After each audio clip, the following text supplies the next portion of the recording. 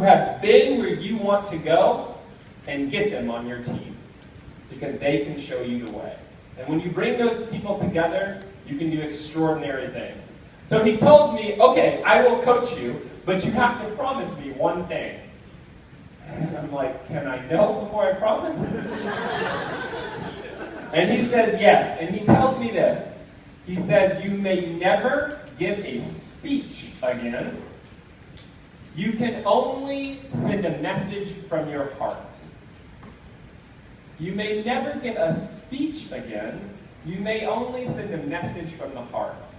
And what Randy meant by that was when you come up on stage, don't just talk. Don't just speak. Talk about something that really means something to you here. And when you do that, you can't lose because you came from here.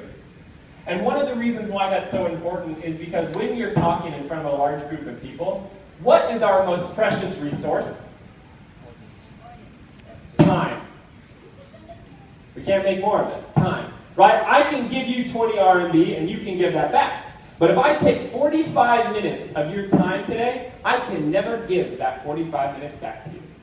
So it's important every time you speak on stage, every time you get up and you give a message in front of them, speak from here. Speak about something you absolutely believe in. So he teaches me this, and I am pretty excited. I'm starting to write this speech, and I barely passed my area contest. I win, but I'm a little disappointed because I want to create a message that people resonate with. So one of the things that I do to clear my head is I go on a run. Where's Terry? Terry, where are you?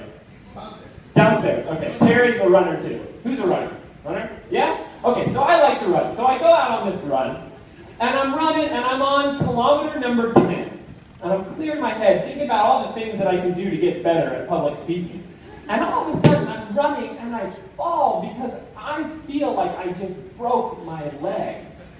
There is just this excruciating pain in my knee.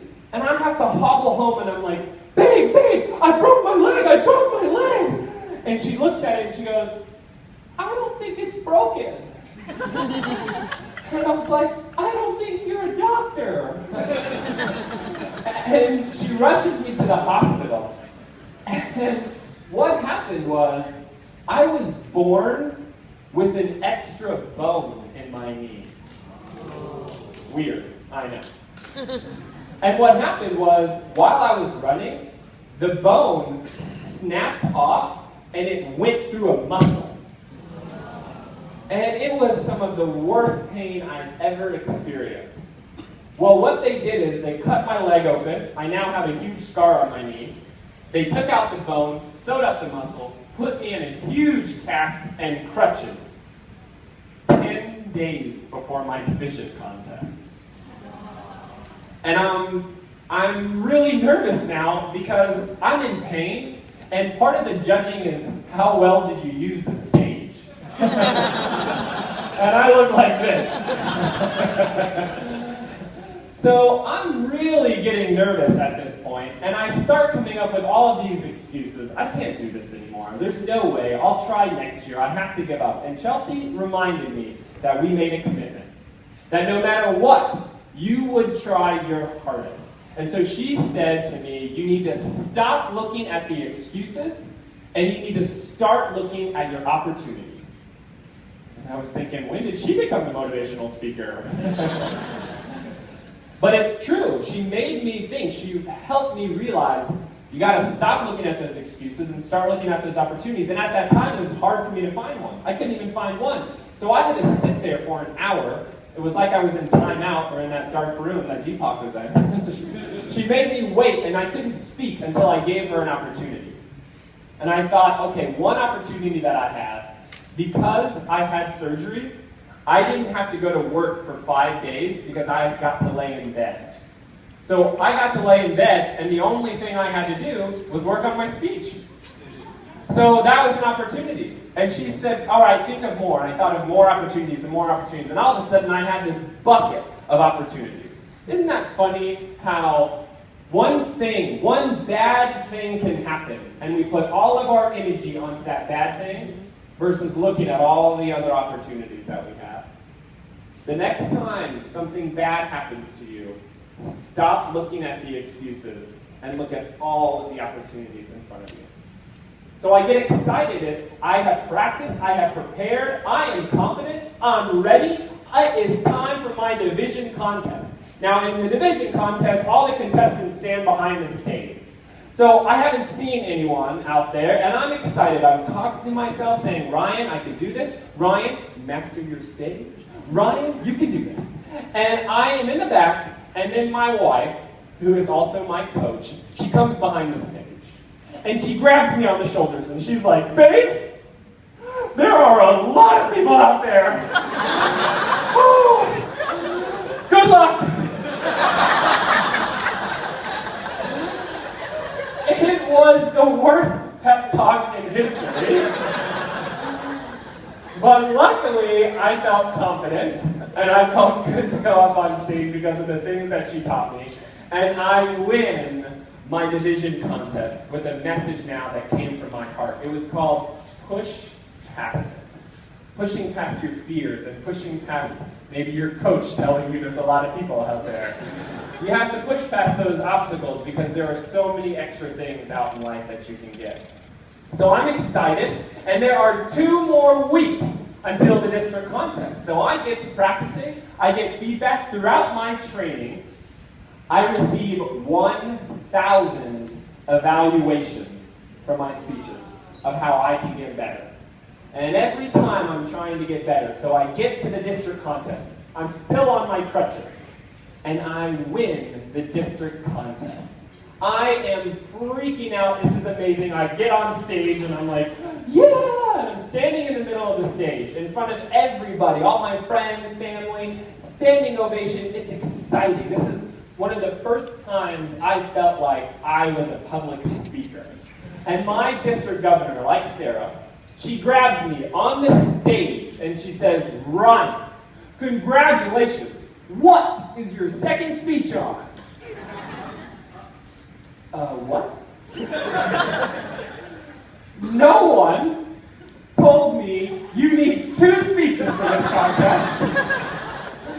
So I was standing in front of everybody, and I said, what second speech? And everybody laughed, because they thought I was joking. And then my face went like this. And everyone's face went, oh, he doesn't have a second speech. And this was a problem, because my district contest took me 5 months to create. And now I have 2 months to create the world's best speech. It's not going to happen. I got to take this off. It's too hot up here. Oh, thank you. I am married.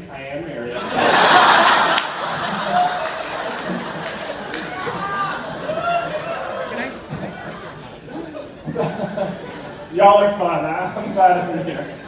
Okay. So I win the district contest. I'm like, there's no way I can do this. And you know, Chelsea tells me, stop looking at the excuses, start looking at the opportunities. And it's hard for me to find an opportunity here, but we made that commitment. We made that commitment that no matter what, we would do what it takes. So we started waking up at 5 a.m.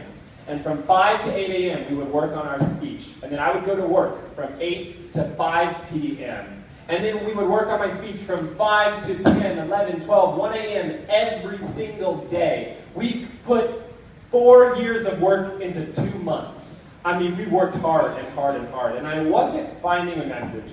So Chelsea, the best coach that she is in life, she took me to a place in the United States called the Grand Canyon. Oh, you know the Grand Canyon. Okay, so it's this big hole in the ground. Fantastic. Right? Good explanation. Big hole in the ground. Fantastic. So she takes me to the Grand Canyon, and I'm still on my crutches. So if you can imagine hiking in crutches, not the best. So we get to the edge of the Grand Canyon, And I walk up and she kind of pushes me to the edge and I'm like, don't push me any closer. And she helps me find out what my second speech is going to be on by asking me a question. She says, if you had only one message that you had to walk 500 kilometers to go and tell one person, what would that one message be?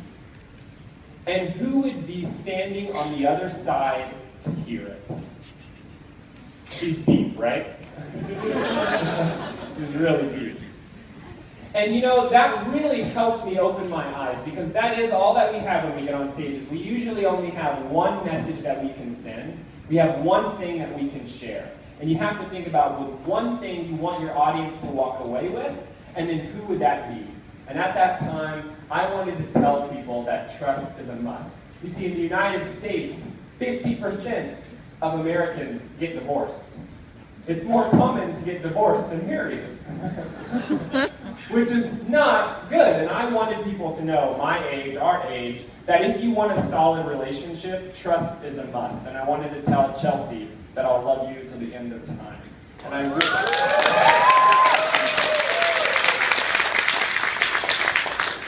So think about that message the next time you're developing a speech. Because if it comes from the heart and you don't waste anyone's time, you can really make an impact on people.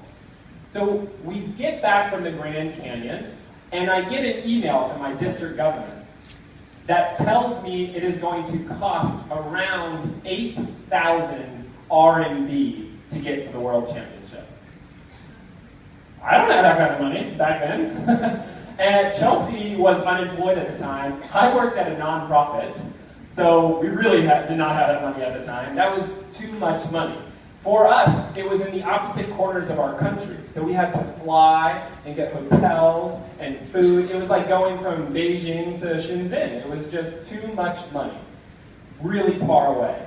So I told her, I'm sorry, I can't do it this year. I'll try again next year, because I can't go to the World Championship because of money. Well, Toastmasters in my district found out that we needed financial help. And they came together to put on a fundraiser to get Chelsea and I to the World Championship.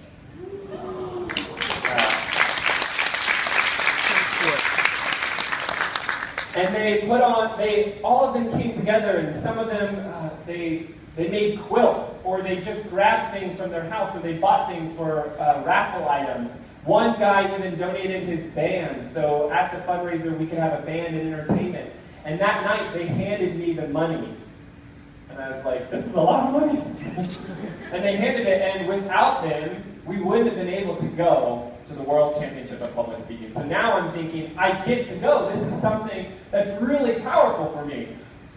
But the problem is internally, that money that they gave me was actually like a brick of pressure.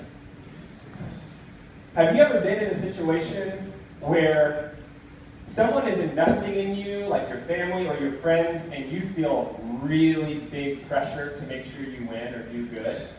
Yeah. Okay, this is where I felt. And all of a sudden I started clamming up, and I thought, I can't do this.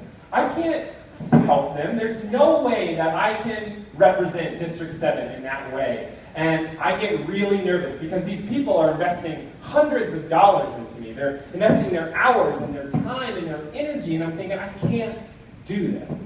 So Chelsea, yet again, comes to my rescue. And Chelsea decides to set up a speech for me where I can go and give my contestant speech. And it's in a room like this, and we walk into the front doors.